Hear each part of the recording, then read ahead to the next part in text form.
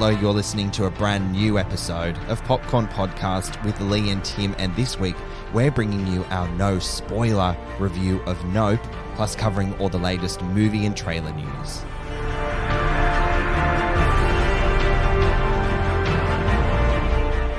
I'm Timmy Fland, movie buff. And I'm Lee Livingstone, entertainment journalist. And we love to talk all things movies. And hold on to your hats, folks, because this week we're talking Nope, where two siblings who run a horse ranch in California notice something uncanny and chilling in the skies above and become obsessed with trying to capture it on film, while the owner of a nearby Wild West theme park attempts to profit from the mysterious discovery. Nope is written and directed by master of horror Jordan Peele, and it stars Daniel Kaluuya, Keke Palmer, Stephen Yeun, Brandon Perea, Michael Wincott, and Keith David.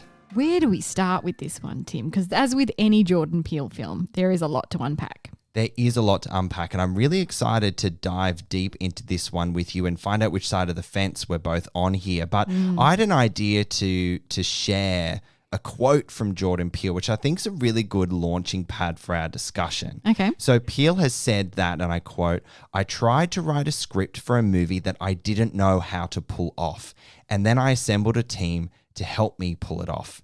And I just really love that attitude to filmmaking, that drive, that risk-taking. I really admire it. And there are things in here that, especially from a technical perspective, you think, wow, how did they pull that off? So I think that's a really good quote from Jordan Peele to just contemplate for a minute. And speaking of pulling things off, there is a lot to pull off in this film.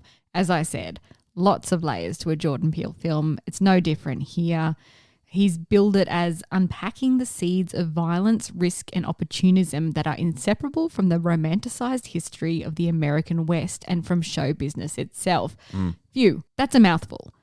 What does it mean though, right? Right. Well, I mean, where do you begin? What layer do we want to peel back first? He's also said the DNA of the movie has this big question about the human addiction to spectacle. Yes. And what happens when money becomes involved is that there's this massive exploitation of what should be pure and what should be natural. I don't know if we'd argue that sci-fi UFO is natural, but I guess it is, isn't it?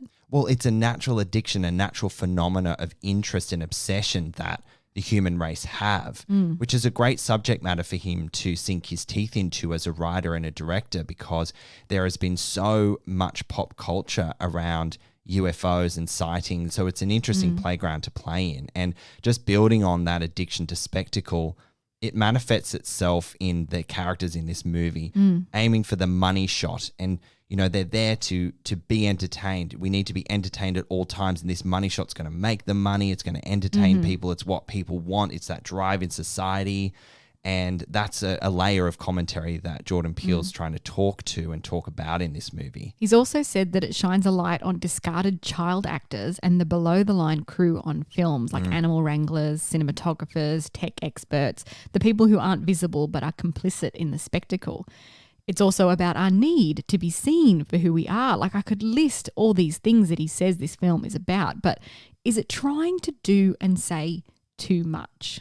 Yes, I Yes. think so. And I will start by answering that question by calling out how much of a slow burn this story is. Too slow? I was going to say the exact same thing. Yeah, too slow perhaps. I mean, the movie is over 2 hours long, which is long. And look, I have no problem with that usually. But we have the initial setup. Let's talk about just the main story arc right now. There's this mysterious thing in the sky. They're trying to figure out what it is, and they interact with it in all these different ways. Nothing really changes based on that timeline here. Of course, there's all these complex subplots and subtexts going on, but they stand alongside the main plot, and the main plot doesn't really change, and it takes a really, really long time to get things moving, to get you there. Did it hold your attention for long enough and interest you long enough, or were you getting a little wriggly in your seat? It did, because, I mean, like, when we open the film, he opens the film in a really powerful and confronting way. Boy, he does. That just really knocks you in the face. Yeah. Okay. I found it deeply upsetting and uncomfortable. And the thing is, you constantly return to that, and the unsettlement and the uncomfortability builds and builds and builds. But talking about the slow burn, it does take a while to come back to that. It does. And for you to understand how that fits into the picture.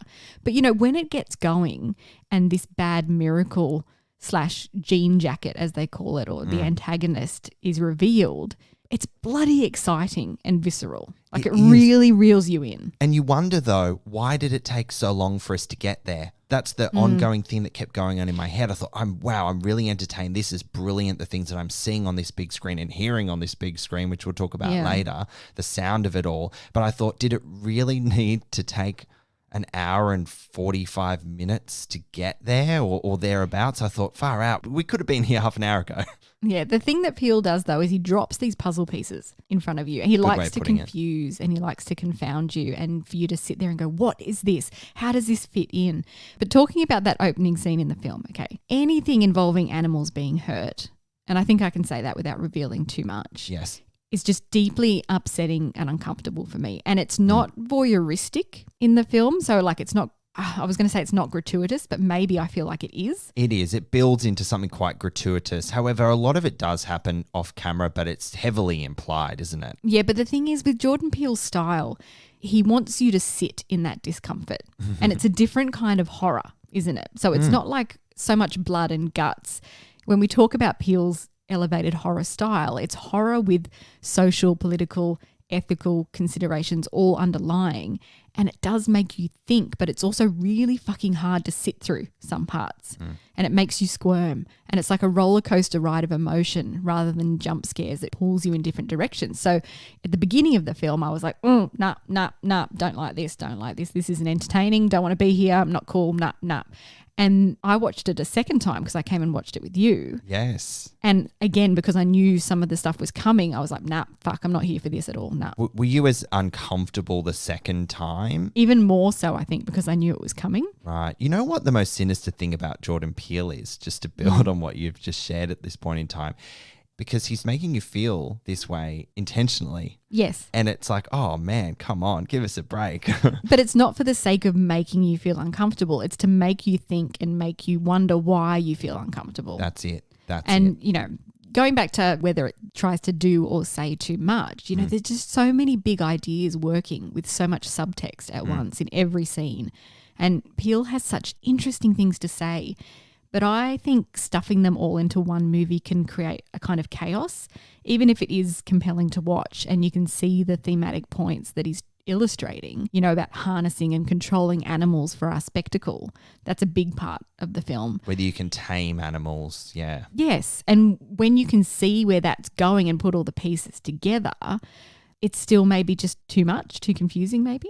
Oh, look, I haven't been able to stop thinking about the film, and the fact that you've seen it twice, and the first time you saw it, if I'm not mistaken, was quite a few weeks ago. So it's been sitting with you, marinating, festering up for a while. So your experience is quite different to mine, but it holds a different conversation to have right now, which I appreciate. And I've also spoken to Jordan Peele and got his insight on the making of the film and some parts, and that adds to it too. That's all going on in my brain. My brain's just like a missy-mashy sieve of, I don't know what's going on. Well, one of the things Jordan Peele said to you in the interview that you had with him was that he hopes people will react in any way. And I think to build on all the layers of subtext is that there is something definitely to react to. You might react to things differently to the person next to you, but there's something to react. But what is that reaction manifesting as? The reaction that you had a really good time and the movie was good and it achieved it? Or did it make you just feel so uncomfortable that you wish you never saw what you saw? I don't know. It depends how you interpret it. I think I fell somewhere in the middle because it was just really entertaining for the most part and really exciting to watch. I agree. But some parts were just really uncomfortable and intentionally so, as we've discussed. I think I leaned more into the idea, out of all the ideas that were going on here, that we as humans have this fascination with taming predators for spectacle. Right. And when it comes to anything in nature in this world or any other world, a predator can be impressive and wondrous, but also wild and dangerous. And I really connected with that part of the story. And when you throw in exploitation, what is the outcome? And should you be surprised at the outcome that manifests as a result of that exploitation and the desire to tame the beast as a product to make money and be part of spectacle? You know, look at all these building blocks, right? So many different sides to look at with this film. And I think that's what I love about Jordan Peele as a filmmaker, is that he likes to confuse, but it does become more cohesive the more you think about it and the more you unpack it. Can I just ask you a question? Because you made a good point earlier that Jordan Peele's horror is very different. We coined the phrase elevated horror. I mean, we didn't coin the phrase. It's a very well used, known phrase associated with his films. I would call it more a psychological sci-fi thriller.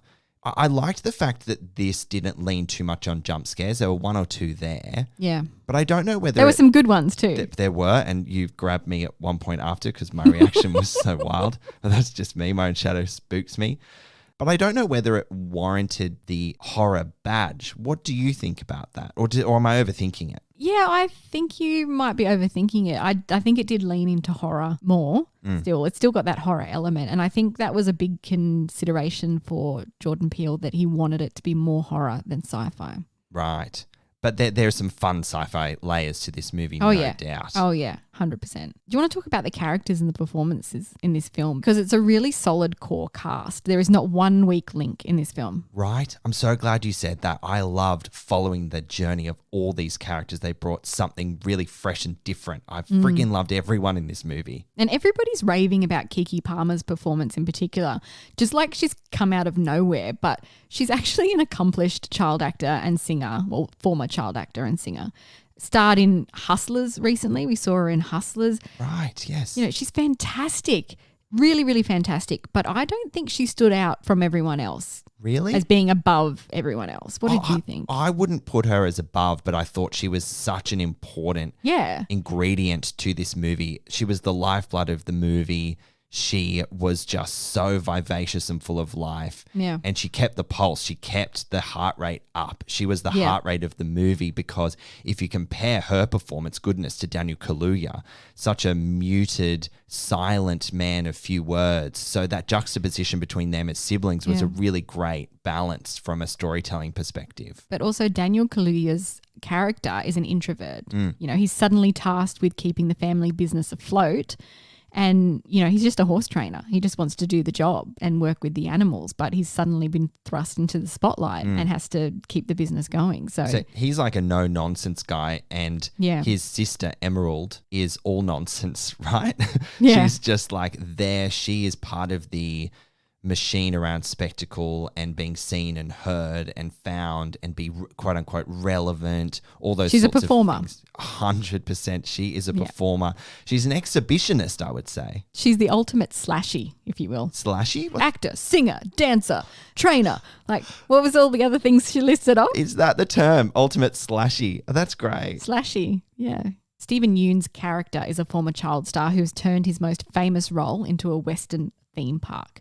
He's quite an interesting character. What did you think of him? I loved that subplot and the supporting subtext along with that. The fact that he exploited his own trauma for financial gain just fascinated me. So weird, right? The first time I saw the film, I actually wondered what the point was of that whole subplot. But again, the more you think about it, you're like, oh, no, that was integral. Like, you needed to have that to give a certain perspective on the animal aspect and the exploitation and the trauma and all that kind of thing. I've spent most of my time thinking about this movie, thinking about that subplot more than anything else in the movie, because I keep going back to it because it disturbs me so much. Yes. And it's a really interesting lens into the world of Hollywood, and what they do with child actors is just fascinating. I mean, there are countless child actors in the real world as well as this fantasy world that have been exploited and get dumped and thrown aside. And this adds another layer of it where it's like, well, what if the child actor took control of that trauma and did something with it? That just fascinates me. Well, we kind of see that all the time, not necessarily with trauma, but you see a lot of people revisiting their most famous works. Yes. I mean, it happens all the time. Yes. Reboot Central right now. Yeah, it really is. Gosh, it's so true. Brandon Perea, who plays an electronics employee who helps the siblings out. He's a delight in this film, and he's very much a third wheel, but he doesn't feel like a third wheel. My favourite thing about him is that how he just inserted himself into the narrative. He inserted himself into this life. This is so exciting, way better than my life. He's an oversharer. He was a breath of fresh air, a beaming light of this movie, and a really, really fun character.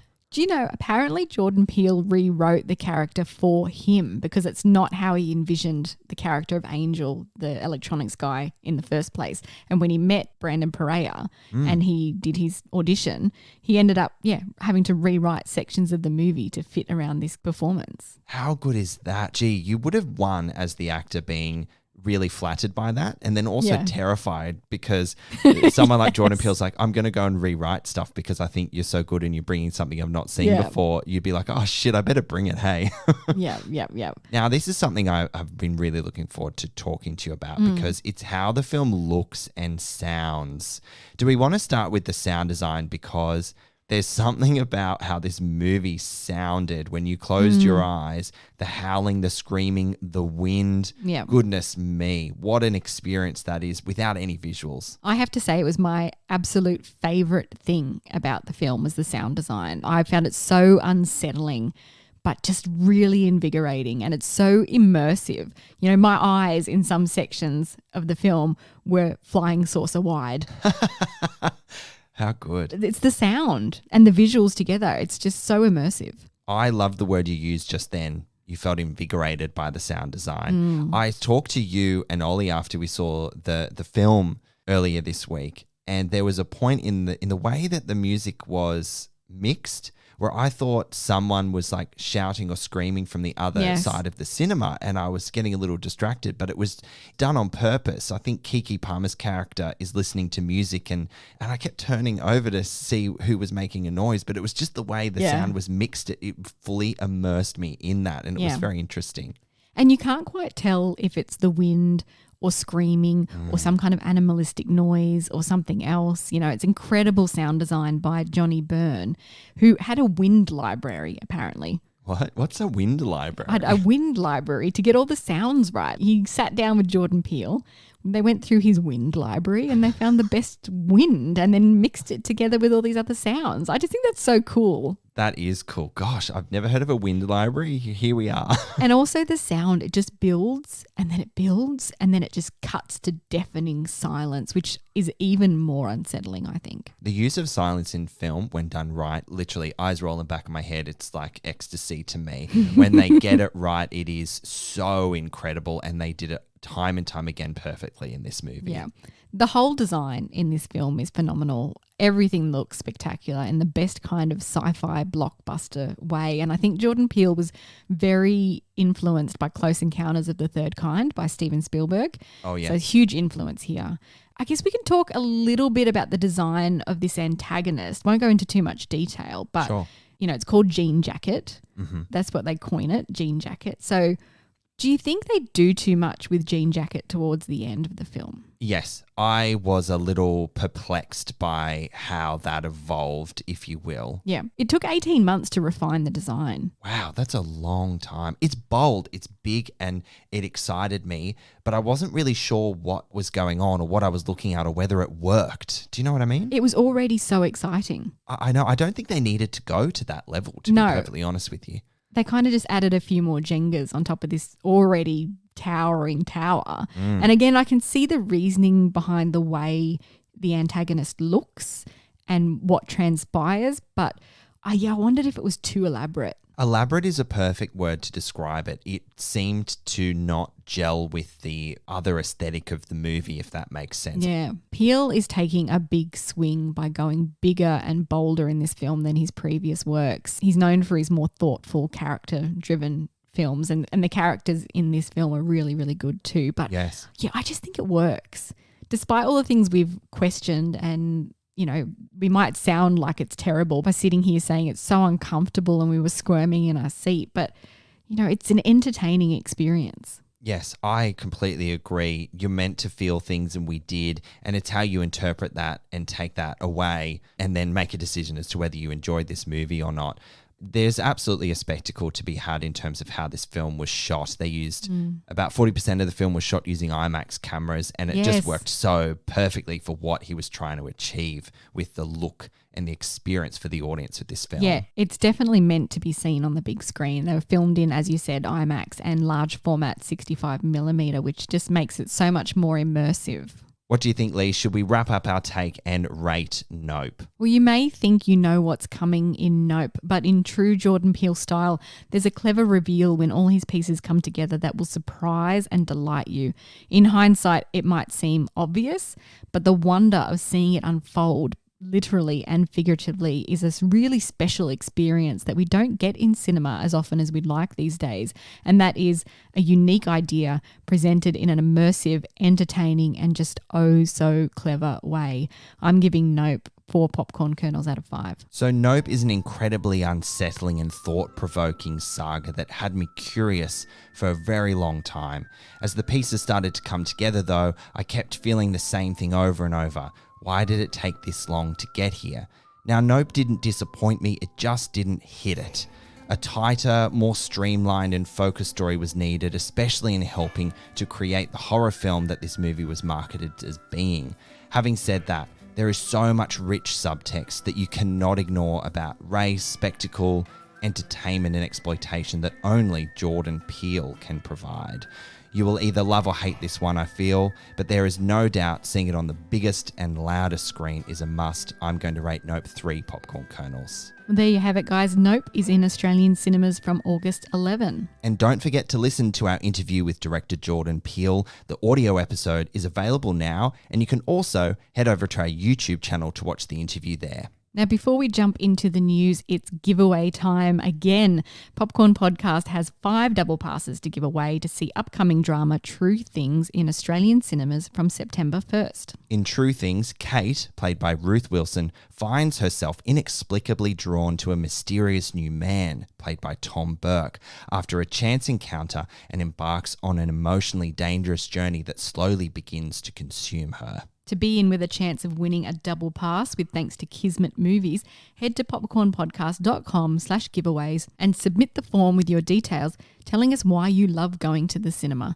Entries are open to Australian residents only until Wednesday, August 24. Australian icon Olivia Newton-John. She sadly passed away this week at the age of 73 after a battle with breast cancer, a fight she endured for 3 decades after her first diagnosis back in 1992. I'm so sad. Such a huge loss. Her best known film role was, of course, playing Sandy opposite John Travolta's Danny in the 1978 classic Grease, but she also enjoyed cult classic status as Kira in 1980's Xanadu. Just such a classic film. Love that one. Love Xanadu. It's so wacky too. It is. She starred opposite Michael Beck and Gene Kelly in that one.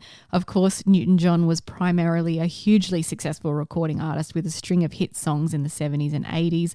Her most beloved hits include Physical, Twist of Fate, I Love You, I Honestly Love You, and so many more. And she took home 4 Grammys in her career. I don't know about you, but in my commutes to and from work, I've been listening to Olivia Newton-John this week. Do you know what? I shed a few tears. Oh, did you? And that doesn't often happen with celebrities or people I don't know, but I shed a few tears this week because she's our Olivia. Yeah. You know, she was such a sweet person and such an icon to Australians and the world over. And this one felt like a really, really immeasurable loss. So many tributes have been flooding in across the world with people sharing the impact she had on their lives as a beacon of light and hope, and for her work with the Olivia Newton-John Foundation to bolster cancer research and funding for a cure. She was one of a kind. One of a kind. Well, on to some movie news now. It's hard to segue from that, isn't it? Oh, it is a little bit, but we'll do our best. We hope you stayed with us through that really, really sad news. Sonic 3 will race into theatres with a Christmas 2024 release. The news comes off the back of the very successful theatrical run of Sonic 2, having grossed US $400 million at the global box office. The franchise, based on the Sega video game, stars James Marsden, with Ben Schwartz voicing the Blue Hedgehog.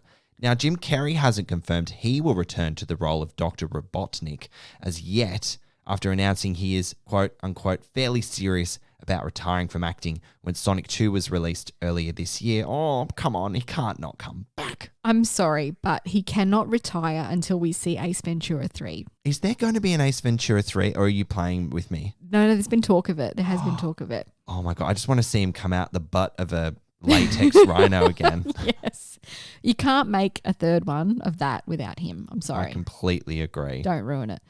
So Sonic 3 is currently up against James Cameron's Avatar 3, which also has a Christmas 2024 release in its sights. Only time will tell who will win in the box office race between the big blue threequels. Now, Timothée Chalamet revealed a first look at his cannibal love story, Bones and All, which reunites him with director Luca Guadagnino, whose 2017 film Call Me By Your Name earned Chalamet his first Oscar nomination. Based on the novel of the same name by Camille de Angelis, Bones and All is a coming-of-age story that follows cannibal lovers Marin and Lee as they road trip across America.